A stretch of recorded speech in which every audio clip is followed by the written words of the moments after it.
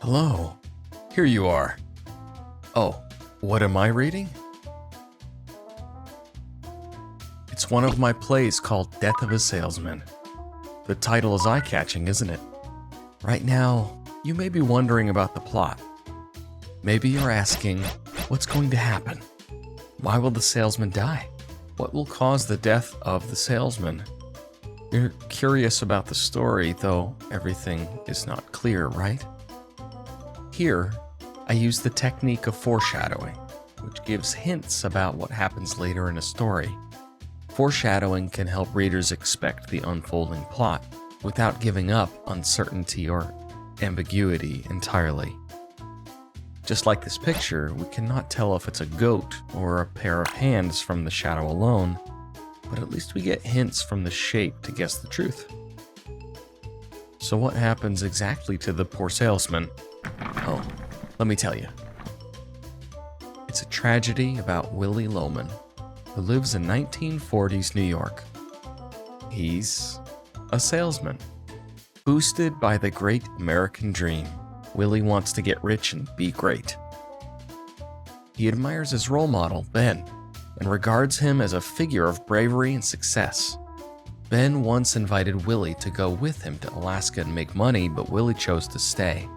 He believed his company would treat him well. Indeed, Willie is a good salesman. He has devoted his entire life to the company in order to make his dream come true. However, when he gets old, his company abandons him. Sadly, Willie is the breadwinner of his family. He cannot let his family starve. Willie tries to argue with his younger boss, but is eventually dismissed. In desperation, Willie appears in his memory, which is like an escape from the present moment. This memory is from the last time he met Ben, who was heading to Alaska.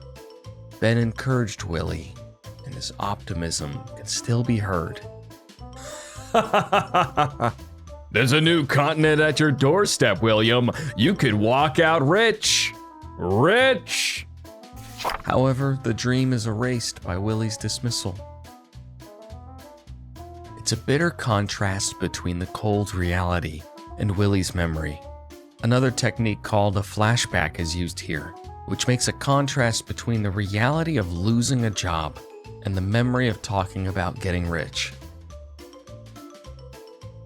The flashback saddens the mood.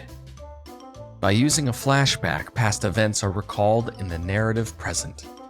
This technique allows the audience to connect the past and present events in the character's life, so they can have different angles to view the story. By now, I hope you have a better understanding of foreshadowing and flashbacks. These two writing techniques can help enrich the narration. Bye for now.